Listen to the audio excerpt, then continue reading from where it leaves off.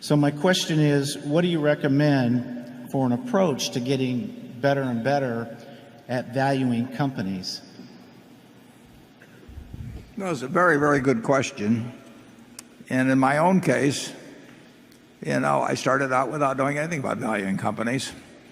And then Graham taught me a way to value a certain type of company that would prove successful, except the universe of those companies dried up. But nevertheless, it was almost a guarantee against failure, but it was not a guarantee that these things would continue to be available. Charlie taught me a lot about the value of a durable competitive advantage and a really first-class business. But over time, I've learned more about various types of businesses. But you'd be amazed how many businesses I don't feel that I understand well. The biggest thing is not how big your circle of competence is, but knowing where the perimeter is. If you don't have to be an expert on 90% of the businesses or 80% or 70 or 50, but you do have to know something about the ones that you actually put your money into. And if that's a very small part of the universe, that still is not a killer. And I think if you think about what you would pay for a McDonald's stand, what you think you would pay for, think about the businesses in your own hometown of Talathi. Which would you like to buy into? Which do you think you could understand their economics? Which do you think will be around 10 or 20 years from now? Which do you think it would be very tough to compete with? Just keep asking yourself questions about businesses. Talk with other people about them. You will extend your knowledge over time. And always remember that margin of safety. And I think you basically have the right attitude because you recognize your limitations, and that's enormously important in this business. You will find things to do. 6 or 7 years ago, maybe not that long, 6 or 7 years ago, when I was looking at Korean stocks, for example, I never had any idea that Korean stocks would be something that I would be buying. But I looked over there and I could see that there were a number of businesses that met the margin of safety test. And there I diversified because I didn't know that much about any specific one. But I knew that a package of 20 was going to work out very well, even if a crook might run one of them and a couple might run into competition I didn't anticipate because they were so cheap. And that was sort of the old Graham approach. You will find opportunities from time to time, and the beauty of it is you don't have to find very many of them. Charlie?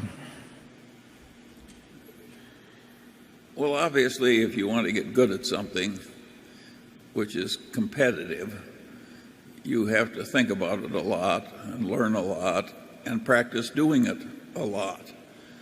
And the way the world is constructed in this field, you have to keep learning because the world keeps changing and your competitors keep learning. So you just have to get up each morning and try and go to bed that night a little wiser than you were when you got up. And if you keep doing that for a long time and accumulate some experience, good and bad, as you try and master what you're trying to do, people who do that almost never fail utterly. They may have a bad period when luck goes against them or something, but very few people have ever failed with that. If you have the right temperament, you may rise slowly, but you're sure to rise.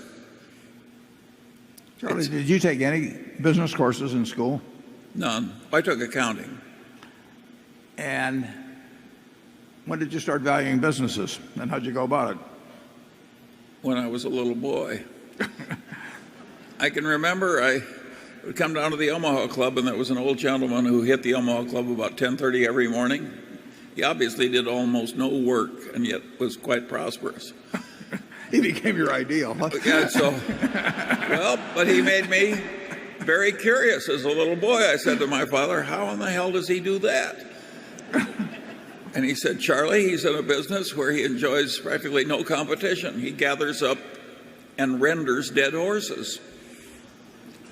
Now, that was an example of avoiding competition by one stratagem. And if you keep asking questions like that of reality, starting at a young age, you gradually learn. And Warren, you were doing the same thing. Well, yeah, thankfully he went beyond his original insight there. But I noticed, it's rather interesting, if you take the rulers of the businesses when I was a little boy, an awful lot of those businesses in Omaha, a lot of those businesses went broke. A lot of them sold out at modest prices under distress. And some of the people who rose, like Kiewit from small beginnings, nobody thought of as the great glories of that early time. And I think that's kind of the way life is. It's hard to get anywhere near the top, and it's hard to hold any position once you've attained it. And but I think you could predict that Kiewit was likely to win. They cared more about doing it right. They cared more about avoiding trouble. They put more discipline on themselves. Well, if you knew the individual well, you would have bet, right? What? If you knew the individual, Pete himself. I would not have bet on any of the people I knew who were already wealthy, but I would have bet on Pete Kiewit. His sister taught me math, and no, half Dutch, half German. You know, this is a tough culture, and you've just heard it, folks. Half Dutch, half German. Well, but go out looking for him. Well, the man that's recommending this is named Munger. Anyway, no, I don't think it's that. But I was just automatically doing that. What was working? What was failing? Why was it working? Why was it failing? If you have that temperament, you are gradually going to learn. And if you don't have that temperament, I can't help you. If you'd followed Pete Kiewit around for 10 years, you never would have seen him do anything dumb, right? Oh, yeah. And so